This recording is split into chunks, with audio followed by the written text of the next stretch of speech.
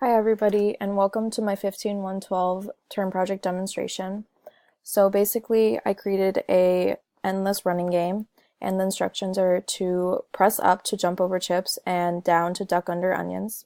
The goal of the game is to collect as many stars as possible to earn points, and since it's an endless running game, you can collect infinite stars if you're very good at the game.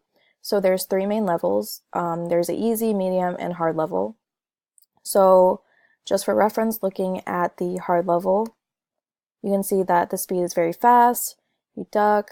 Well, we just died because we hit an obstacle.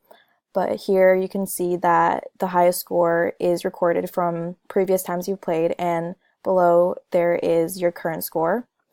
And looking at the medium level, you can see that it's not as fast, but again, you jump over the chip to avoid it, and you collect a star, which will earn you 1 point, add 1 point to the score, and again, if you collide into an obstacle, you die.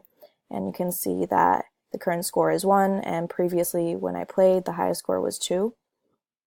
And so there is also an AI mode where basically the game plays by itself, and you can see that you don't have to press any keys. The avocado automatically collects stars, and when it does reach an obstacle, it will either jump or duck under it.